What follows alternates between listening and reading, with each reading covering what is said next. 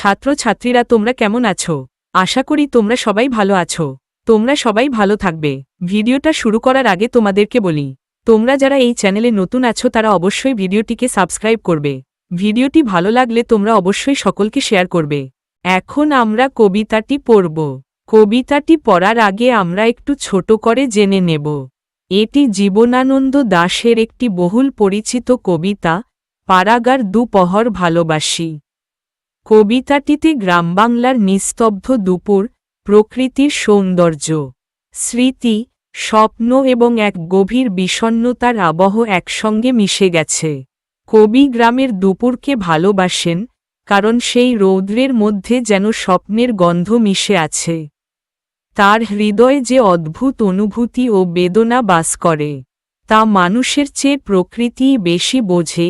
প্রান্তর, শঙ্খচিল, শুকনো পাতা, শালিকের ডাক, ভাঙা মঠ কিংবা রোদে হেঁটে যাওয়া একটি মেয়ের দৃশ্য, এসব চিত্র কেবল বাস্তব নয়, এগুলো কবির স্মৃতি, কল্পনা ও সময়ের গভীর অনুভবের প্রতীক।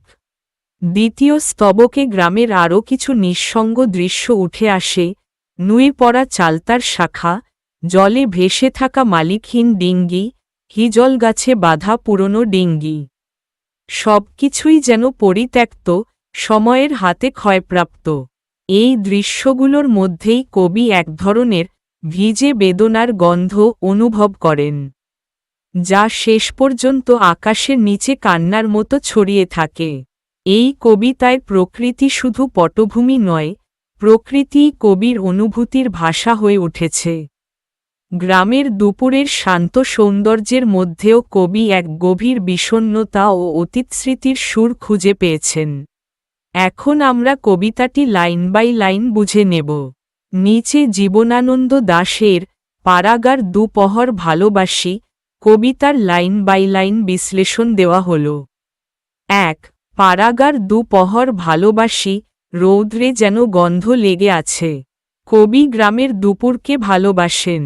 তার কাছে দুপুরের রোদ কেবল আলো বা তাপ নয়, সেই রোদে যেন স্মৃতি, স্বপ্ন ও অনুভূতির এক অদৃশ্য গন্ধ মিশে আছে। এখানে রৌদ্রে গন্ধ একটি ইন্দ্রিয় সংমিশ্রিত সিনাস্থিজিয়া চিত্রকল্প। ২. স্বপ্নের কোন গল্প, কি কাহিনী, কি স্বপ্ন যে বাঁধিয়াছে ঘর। কবির হৃদয় এমন এক স্বপ্নের জগৎ তৈরি হয়েছে, যার উৎস তিনি নিজেও স্পষ্ট করে বলতে পারেন না। যেন অজানা গল্প ও কাহিনী তার অন্তরে বাসা বেঁধেছে। ৩. আমার হৃদয়, আহা, কেউ তাহা জানে না কো, কেবল প্রান্তর। মানুষ কবির মনের গোপন অনুভূতি বুঝতে পারে না, একমাত্র বিস্তীর্ণ মাঠ প্রান্তরই যেন তার মনের ভাষা বোঝে। ৪. জানে তাহা, আর ওই প্রান্তরের শঙ্খচিল। তাহাদের কাছে প্রান্তরের সঙ্গে সঙ্গে আকাশে ওরা শঙ্খচিল যেন কবির অন্তর্জগতের সঙ্গী। প্রকৃতি এখানে মানুষের চেয়ে বেশি সংবেদনশীল। ৫. যেন এ জনমে নয়, যেন ঢের যুগ ধরে কথা শিখিয়াছে।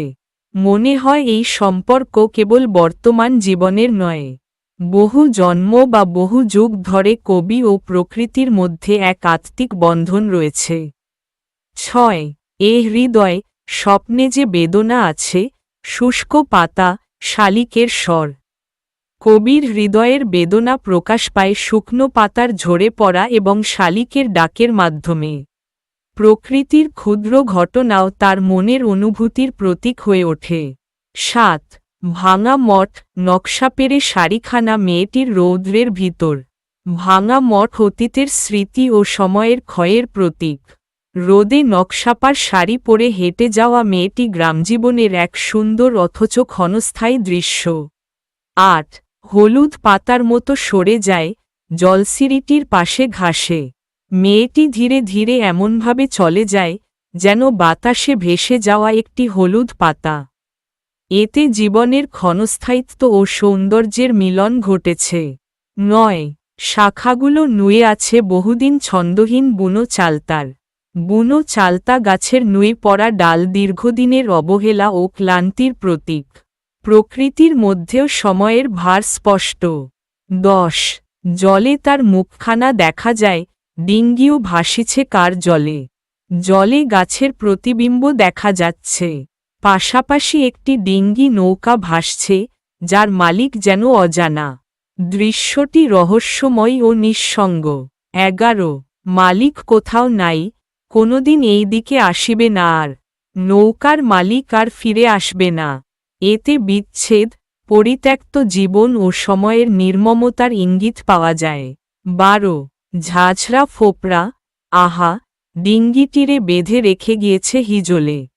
পুরনো, জীর্ণ ডিঙ্গিটি হিজল গাছে বাঁধা পড়ে আছে। এটি মানুষের অনুপস্থিতি ও সময়ের ক্ষয় আরও স্পষ্ট করে। 13 পারাগার দুপহর ভালোবাসি, রৌদ্রে যেন ভিজে বেদনার। প্রথম লাইনের পুনরাবৃত্তি হলেও এখানে অনুভূতি বদলে গেছে। এখন রোদের মধ্যে কবি আনন্দের নয়, ভিজে বেদনার গন্ধ অনুভব করেন। 14 গন্ধ লেগে আছে, আহা, কেঁদে কেঁদে ভাসিতেছে আকাশের তলে। কবির মনে হয় সমগ্র প্রকৃতি যেন নীরবে কাঁদছে।